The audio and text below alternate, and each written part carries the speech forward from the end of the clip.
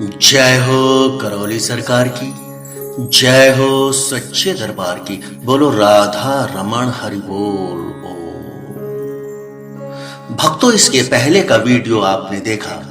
करौली सरकार ने हमको बताया कि पहले भारत सोने की चिड़िया था, अब नहीं रहा। और आपको यह भी समझाया कि अब हमारा भारतवर्ष सोने की चिड़िया क्यों नहीं है।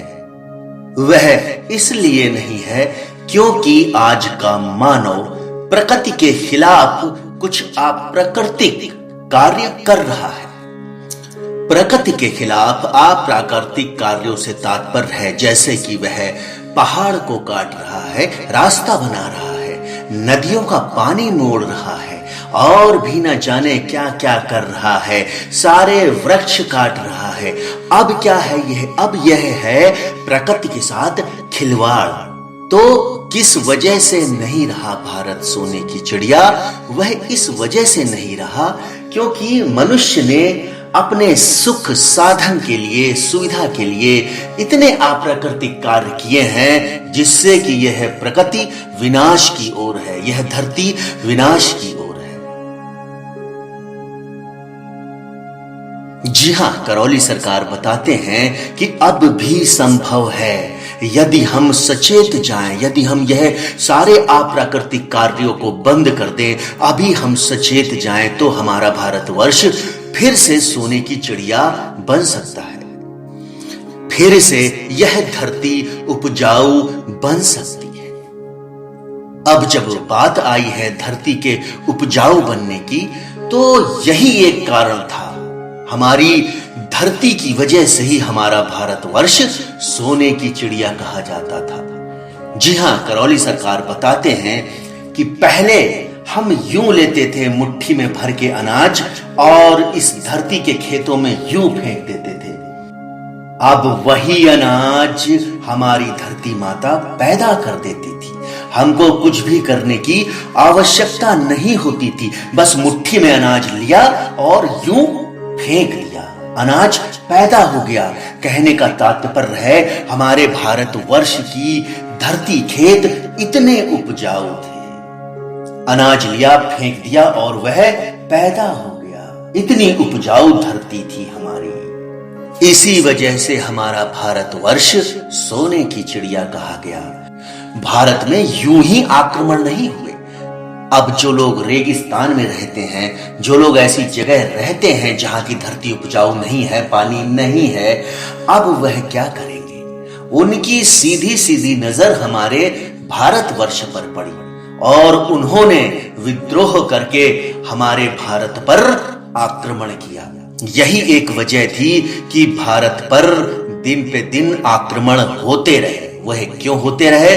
क्योंकि यह जो हमारे भारत की भूमि है, जो भारतवर्ष की धरती मां है, यह उपजाऊ थी। इतनी उपजाऊ धरती किसी भी देश की नहीं है। जैसा हमारे यहां अनाज पैदा होता है, कहीं पर भी नहीं होता है। इसी वजह से हमारे भारतवर्ष की धरती उपजाऊ थी और इसी वजह से भारत को सोने की चिड़िया कहा जाता था।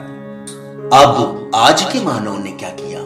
उसने स्वयं अपनी धरती मां को उपजाऊ से बंजर बना दिया। जो हमारी धरती मां उपजाऊ थी उसको बंजर बना दिया। कैसे बना दिया? जी हां, करौली सरकार बताते हैं कैसे बना दिया। आज जो भी मानव डीएपी, यूरिया, केमिकल और न जाने कितने जहर दवाई के रूप में खेतों में डाल रहा है, सिर्फ वही वजह है कि हमारी जो उपजाऊ धरती थी वह बेकार होती जा रही है, वह बंजर होती जा रही है। अरे हमारी तो धरती ऐसी थी, उसमें कोई केमिकल, कोई डीएपी, कोई यूरिया डालने की जरूरत ही नहीं थी। वह तो अपने आप उपजा देती थी अनाज। इतनी उपजाऊ थी हमारी धरती मां।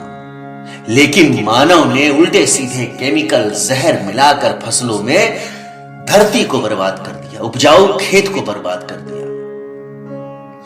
क्या आपको मालूम है समुद्र का पानी खारा क्यों होता है? जी हां, करौली सरकार आपसे सवाल करते हैं कि समुद्र का पानी खारा क्यों होता है। तो सुनिए, करौली सरकार बताते हैं कि समुद्र का पानी इसलिए खारा होता है, यह जो धरती है नीचे से नमक निकालकर ऊपर की सतह में एकत्रित करती है।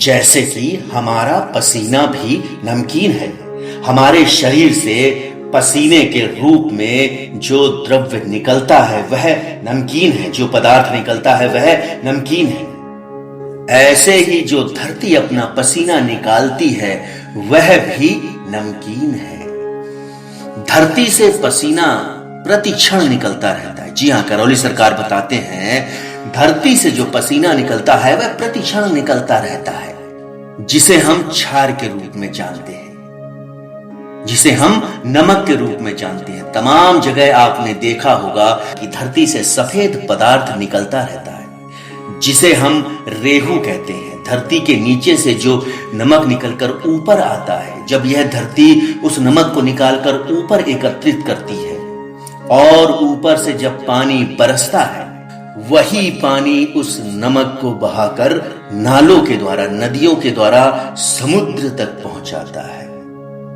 ऐसा आज से नहीं, अरबों खरबों वर्ष पूर्व से हो रहा है और इस धरती के पसीने के कारण ही समुद्र का पानी नमकीन है। अब यह भी समझिए कि ऐसा क्यों होता है। यह प्रकृति जो खेल खेलती है वह क्यों होता है।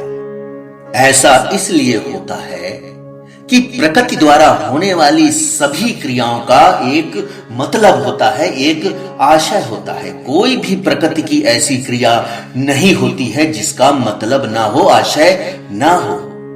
तो यह इसलिए होता है कि धरती पर पेड़ पौधे वनस्पतियों का संरक्षण हो, क्योंकि नमक वनस्पति के लिए नुकसानदायक है, लेकिन प्रकृति की इच्छा और प्रकृति के नियम स्वनियंत्रित है।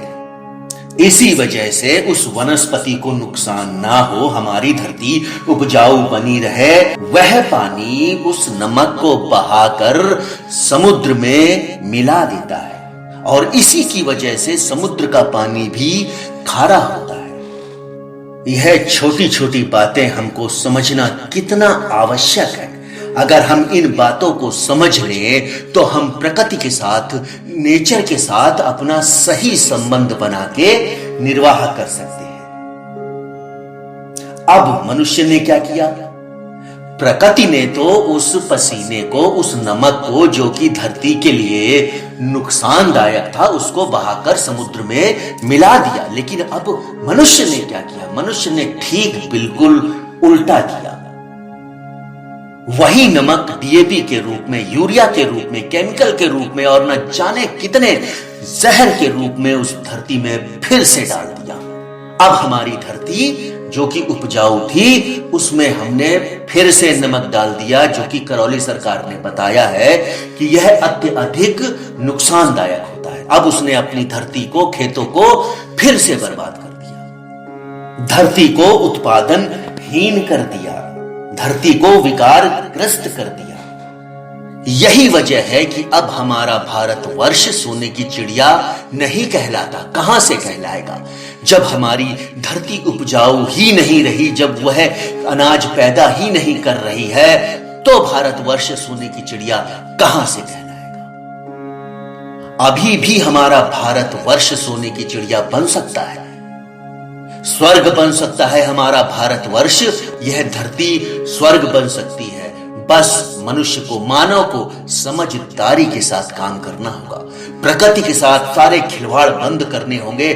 जितने भी हम अनैतिक कार्य कर रहे हैं, अप्राकृतिक कार्य कर रहे हैं, उन सबको बंद करना होगा। और अगर हमने बंद नहीं किया तो करौली सरकार ने हमको पहले ही बताया है कि यह धरती विनाश की ओर जा रही है। तो क्या आप विनाश की ओर जाना चाहते हैं, या इस धरती को, भारतवर्ष को आप स्वर्ग बनाना चाहते हैं?